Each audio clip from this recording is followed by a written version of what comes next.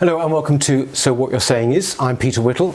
Now, James Delingpole is probably one of our best known right-wing writers. In fact, it's fair to say he's one of that rather select group of writers who is known outside of the political bubble. Now, alongside his columns in The Spectator, in The Telegraph and The Mail, he's also written novels. He's written books telling us how to be right and how to annoy liberals. And for that matter, he doesn't usually mind getting naked for some of his particular favourite causes, as he's done recently. He's also host of a very successful podcast called The Delingpod, and he's with me today. It's very good to see you, James. Peter, it's lovely to see you after all this time. I mean, you've been in politics and... That's right, doing all of that stuff. But we first met doing something called 18 Doughty Street, which was about 10, 12 years ago now, more than, which was an attempt to do something like, in fact, we're hoping to do here. But you've come from out of London today. Yeah, I've come from the sticks. You can see I'm wearing my... This is actually my hacking jacket, which I used to wear for cubbing for before the fox hunting season, until I got banned by my entire bloody family from fox hunting because I had a really bad accident. I got bust up so badly, and then I had a pulmonary embolism, and so the best reason for being in the country has now been denied me. But didn't you do a programme on telly about, was it either hunting or... No, it was a celebration of the upper classes. Right. I went fox hunting, I did the Cresta run, and I went round a racing circuit with Lord Brocket in a Ferrari. So when you went to the country, it wasn't sort of like, I've had enough of London or anything, was it? No, I'm with Dr. Johnson on that one. I miss London greatly. No, I had a kind of medical emergency brought on by my Lyme disease, which is another thing I've written about. Yeah. And I think I flipped and I had to flee. That's the real reason I left. What's the situation with that now? Is that something that goes on? It's so interesting. It's so interesting that I could bore on this for the entire programme, and I won't do. But I reckon that I am going to be able to cure it, cure myself, which is quite interesting because I've spoken to loads and loads of mega rich people. The guy who founded Carphone Warehouse, John Caldwell, he's a mobile phone billionaire, and lots of his members of his family have got it. Even really rich people cannot cure this disease, but I think my journalistic research has led me to what might be the cure. Really? Yeah, it's very exciting. Oh, that is amazing. Because you sort of this was something that you had that was going on that you didn't really know you had, isn't that right? Yeah. Lots of people don't know they've got it, and they just feel like they're hypochondriacs because they're always going wrong. Yeah. The thing is, James, I mean, it seems that one of the things about your writing, and this goes back for as long as I can remember, is you are bracingly honest about things like this. You're very upfront. Totally. You've nailed my shtick, if you can nail a shtick. I do confessional. I think my best journalism is the confessional, and I think probably my best form is the 1,000-word article for The Spectator. It's just long enough to be able to develop your thoughts, but not so long that you start to waffle. Yeah. So, but with the confessional, I mean, I've for example noticed you've written about status anxiety. You've written about. You often refer to your friends, and you often refer to your rich friends in this and that and the other, and you often compare, like we all do, how we're doing in life and all the rest of it with them. It can be rough, both for my friends and for members of my family, because I'm not quite as honest about them as I am about myself. I mean, I'm really, really rough with myself. But I do bring up my family sometimes, and I do bring in my friends. Poor old Gove, for example, Michael Gove, who's a very, very good friend of mine, and I will always love him, regardless of the fact that I think he's an appalling cuck.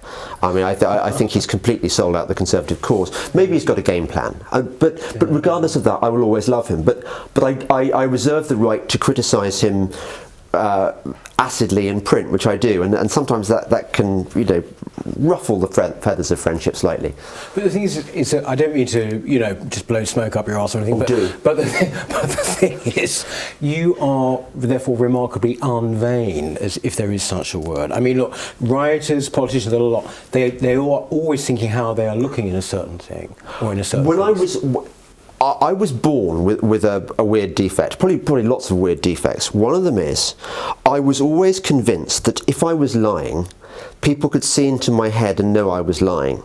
Okay, right. And so therefore, I've always found it so much easier to. I mean, probably look, if I have an affair, I probably won't be blurting it out in I mean, say Scarlett Johansson decides that she wants to shag me, which she well might, I don't know. I mean, she might be attracted by my mind. I'm not going to tell the wife, and I'm not going to reveal it in print. But generally, yeah, my policy is tell the truth. It's about brand integrity. And you look at the best politicians in the world right now. They're the ones. People are always accusing Trump of being a liar. Actually, I think he tells it like it is pretty often. Look at Boris Johnson. Look at my hero, the Jacob. The Jacob Rees-Mogg doesn't wriggle. He tells it like it is. I think it's interesting because we've got used to that situation now. Because even Thatcher, even her, the enemies that hated her, viscerally hated her, never could actually say she was a dissembler, could they? They could never say she was a liar. You look at some of her interviews on YouTube, and it's almost like watching porn if you're a right-wing person. You just think, oh my God, she really was as good as I remember. In fact, she was better. She really was better. Yeah. When she gets a lefty interviewer trying to kind of trap her on the uncaringness of conservatism, and she's got an answer. She believes in conservatism. But it also does really, when you do see those clips, and I think I know exactly the clip you're talking about now, actually, is that you look at it and you think, oh dear, we've fallen a long way. Which we have. Of course, every society, every civilization imagines that the time in the distant past is a sort of golden age which we've long lost. Everyone thinks that, but I really do think that we're definitely not in a golden age now.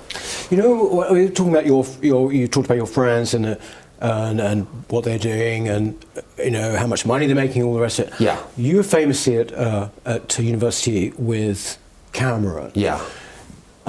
He went on to be Prime Minister, but do you not get a flicker of thinking, well, actually, he's a footnote and I'm still here? Do you ever think that? Do you know what? That's really sweet of you to put that thought in my head. It hadn't occurred to me before.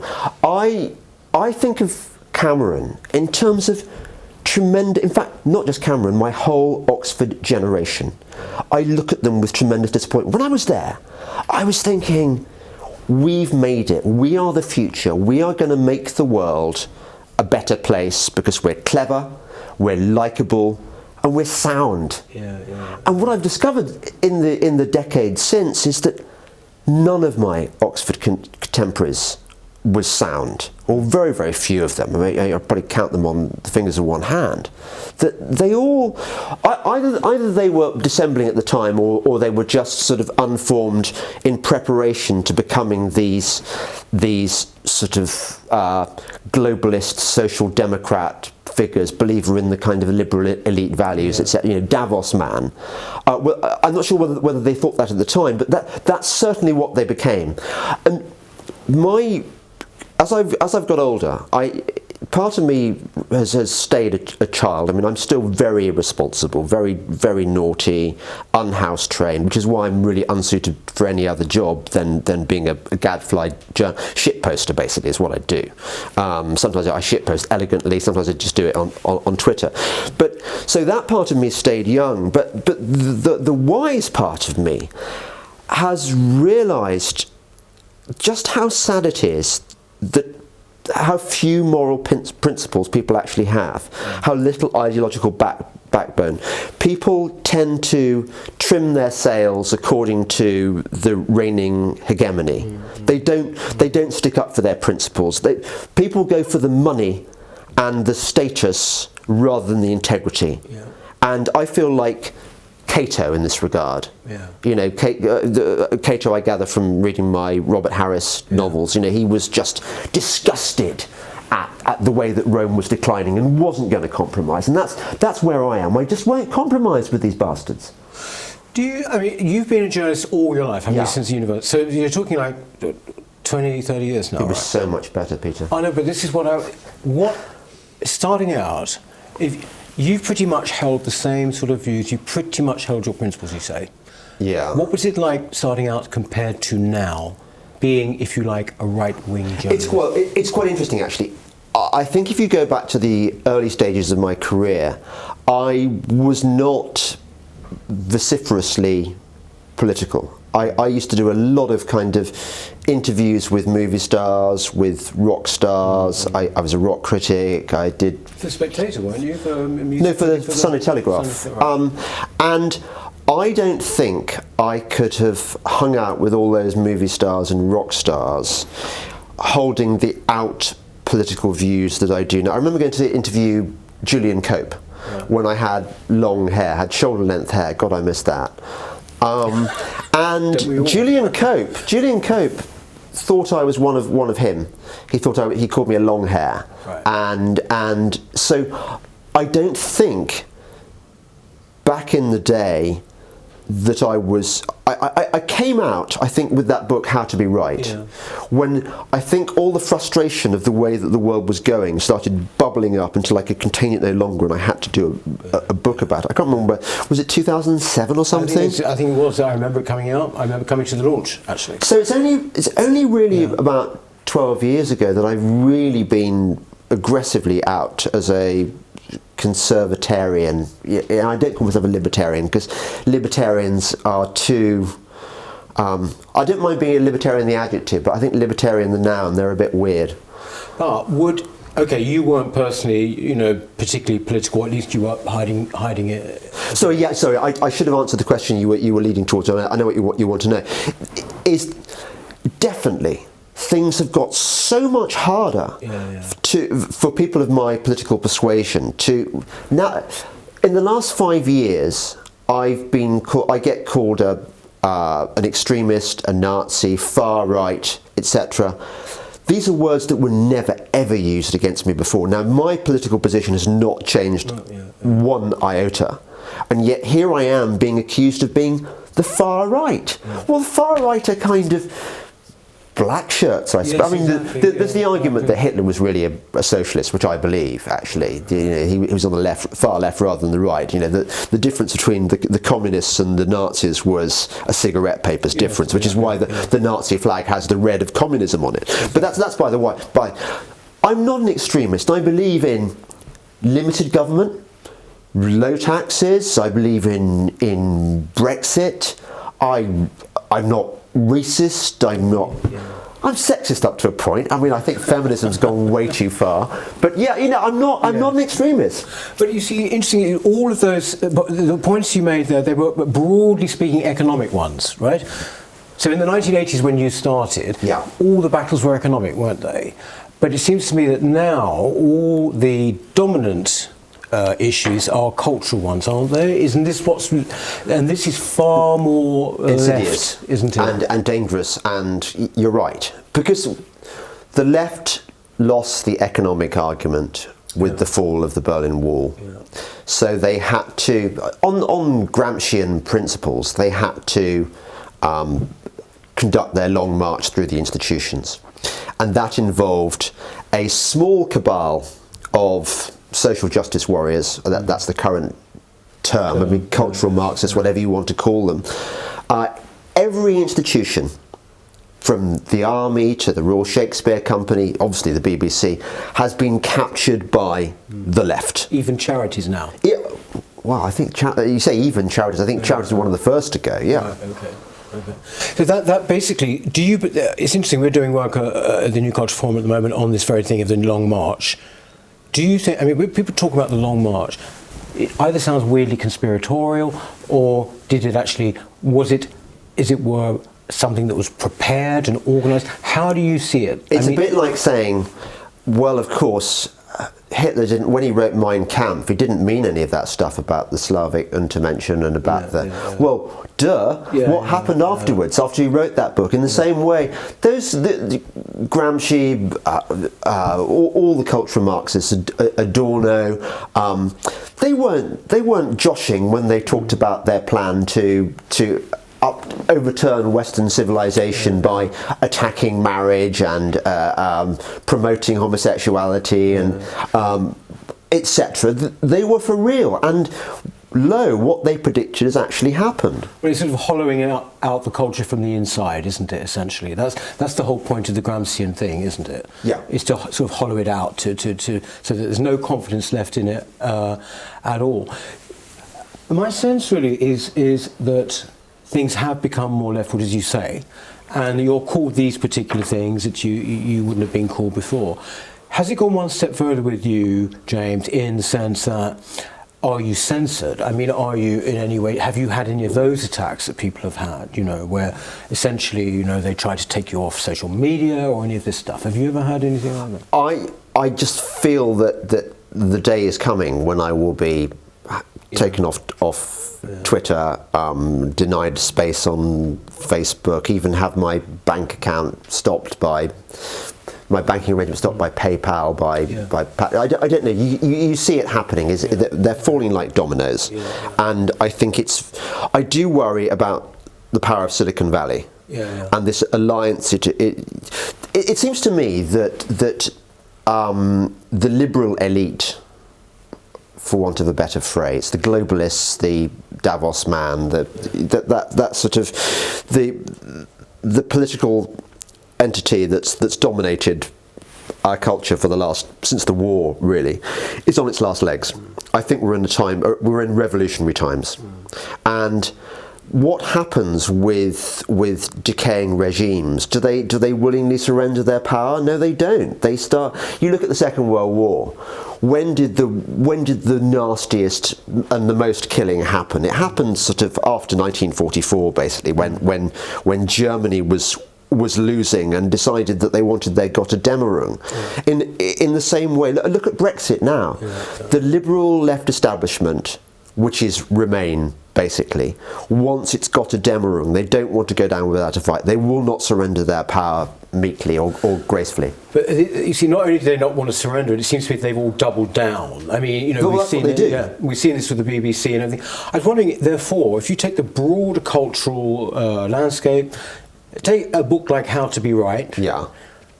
Would you get a publisher for that these days? I don't. Look, it's an interesting question. And my gut instinct would be no one would publish it. Right. Because after all, you've got publishers now which are deciding who they published on the basis of their race or their gender rather than on the pure quality of the work, which is there's an example of the capture of an institution by the cultural Marxist left. At the same time, you've got the Douglas Murray factor. Yeah. If there's one of the reasons I love markets and believe in capitalism in its purest form is that it seems to be able to trump social justice. And I'll give you another example. Netflix is killing the BBC. The BBC wants to make woke dramas where you've got Javert played by a black guy, which I'm sure that was never intended when the book was written, and is rather distracting in a series set in 1830s France, because there weren't really that many black police inspectors around then. Netflix is killing that because they're just giving the people, they're not going for this cultural Marxist stuff. In the same way, what we're talking about, what was the... Before I sidetracked onto Netflix. Oh, well, basically about How to Be Right. Oh, yeah. I know what it was. The Douglas Murray factor. Well, this is the point we should explain. This is Douglas's book, Strange Death of Europe. Yeah. Right, you're talking about, it is sold so well that the publishing industry has been forced to go, well, on the one hand, we want to be a bastion of woke. On the other hand, we kind of like jobs and we kind of like to sell books. So what do we do? And I think there are elements within the publishing industry which might go, ooh, Douglas Murray sells, maybe Delingpole would sell another right-wing evil book. Yeah, I think it's. I remember Melanie Phillips saying that, you know, she had a book that was by anyone's standards a hit called Londonistan. This is like years ago, but she had to go to America to get it published, and it did well there. Yeah. And then finally she managed to get a publisher here. I mean, I think that the point really is that all of our cultural institutions, commercial or otherwise, appear now to be enthralled to a kind of liberal outlook. There's no getting away from it, I think. Yeah. You particularly have been sometimes what it appears to be a singular voice on the whole climate change thing. Right? This is for years, right? You have written about this. You did a book called Watermelons. Yeah. Explain that title, actually. Watermelons green on the outside, red on the inside. Yeah. In the first chapters I dealt with the science, but it seems to me that the science is an elephant trap designed to get people bogged down in arguments about forcings versus feedbacks and looking at the ice core samples, and you get bogged down, and only a few specialists really can talk about this intelligently, and so you start people playing the expert game, and yeah, you lose. Much more interesting, I think, is if the whole climate scare is a hoax. I think that's maybe the wrong word, but if it's based on false science and hysteria, what is the motivation for all the people who've jumped on this bandwagon? How come so many politicians, how come so many scientists and scientific institutions, how come so many people believe in this thing if it's a lie or if it's a massive exaggeration? And so I looked back at the history of how the whole climate change scare came about, and the intellectual currents which led to climate change as a scare. And what you realise is that it's just another branch of the culture wars.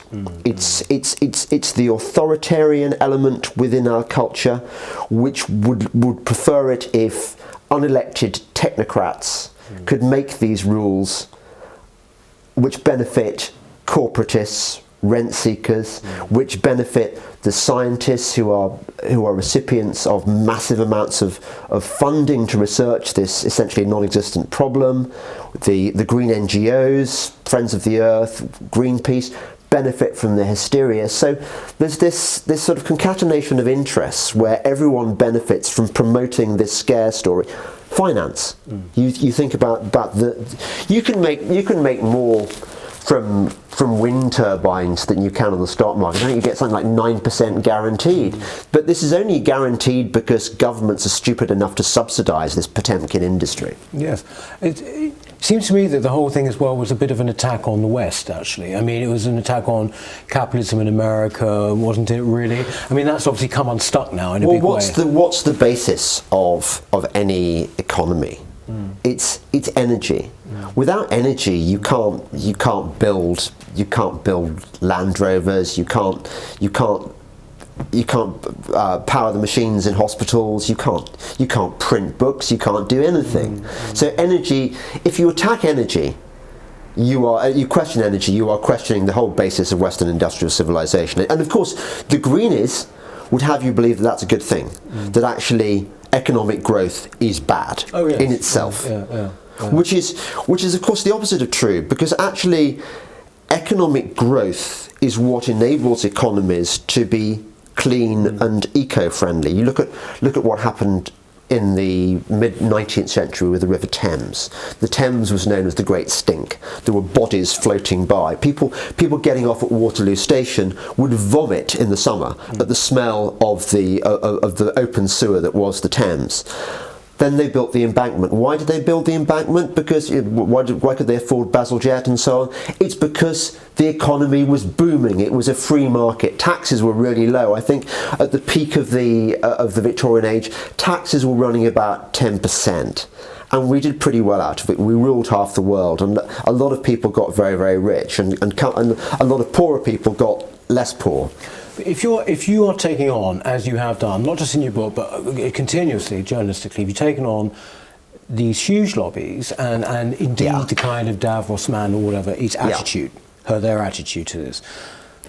I just wondered, just as a journalist, I mean, when you are attacked, which you are, how do you actually handle it? I mean, it's an honest question. I mean, to actually have it coming from all angles, basically trying to discredit what you're saying. How do you personally? I think you've got to pretend it's not that the person they're attacking isn't you. So there's this. How does that work? Well, I don't know. I mean, otherwise you'd kill yourself, wouldn't you? Yeah. You really would. Look, for example, my most recent horror experience with Andrew Neil when I was on the Daily Politics show. We've all been there. Yeah, we've all been there. And Andrew Neil, as we know, is a particularly rigorous questioner. He's got his researchers sort of whispering clever things in his ear, and he does his homework as well. He's very rigorous. There was a question about WTO rules, which I hadn't a bloody clue about. I mean, way above my. Maybe ask an economist about not James Delingpole. I was the gadfly who'd spent that afternoon dressing up as a zombie to say, we want no deal Brexit because this will be good. I wasn't very good on the detail. Anyway, I think people on my side of the argument just sort of felt a bit sad that I hadn't really stuck it to Neil and stuck it to all the Remainers. But the other side, I got so much hatred on social media and stuff, and it was like I was the most disgusting person in the world because I'd failed to answer a question. Well, that I'd said, I don't know the answer to that, which they thought was just... I mean, how could you be more of a leper than that, not knowing the answer to a question? So that was the response. And you go through the first 24 hours, you're like, it wasn't as bad as I imagine it was. And the second 24 hours, actually, it really was as bad as I imagined. This is horrible. And then time just... heals slowly. You'll still get sort of tossers. People forget. Yeah, you'll still get the odd tosser who late to the party wants to needle you with it. But most people, they don't remember it. And most people didn't watch, of course. But the thing is, that was just something where there was a mistake, right? If you like, there was a strategic thing. I'm talking about where you take an unpopular position, apparently unpopular, like with climate change, whatever, and you stick to it. Oh, Peter, look, the modern left, I think, is as nasty as the Jacobins in revolutionary France. I think it's as nasty as the communists and the fascists in 1930s Europe. I think this is where we're going at the moment. We're living in very, very unpleasant times for truth tellers. Because, look, the divide is this. We Conservatives are about the truth. We're about empiricism. We're about honesty. The left is not about. It's post-truth. It's about the narrative. It's the means justify the ends justify the means, rather. It doesn't matter what they do. So they will lie quite naturally and unapologetically. That's what we're up against. Exactly, in the service of a greater truth and all of that. And they promote violence, which we on the right don't. I mean, the idea of kind of conservatives being these authoritarian bullies, that belongs to an age which is long since past. James, finally, I mean, are you, compared to Mike when you first became a journalist, when you first started working, are you more pessimistic or more optimistic about where we're going culturally? I mean, I know that's a massive question, but what's your gut? Okay, well, I'm really stupid. Even though I like to whinge about stuff, and that's good for my career. Actually, I'm sort of optimistic just because I kind of believe in humans, and I believe in ideas, and I believe that right will prevail, but I haven't got any evidence for this. I mean, I look at my kids' generation and I think, oh my God, will I be wanting to be in this world where you can't have sex without signing forms in triplicate about consent, and where the university experience. When I was at Oxford, okay, there were political societies, but nobody was really political in the way they are now. There was none of that social justice nonsense. I actually can't bear to go back to Oxford and Cambridge now. I just think they are over. But then you see, probably people looked at universities and felt that way in 1968. I think we had our Hollywood ending there when you said they're actually basically quite optimistic about things. I think we've got to wrap it up there, actually, James, because we have to do that. Thank you so much for coming on. Hey, great interview. Yeah, and look, I hope you've enjoyed it. So what you're saying is, I think there's a little logo appearing here above my head. Do subscribe, won't you, please, and see you next time. Thank you very much. Thanks, James.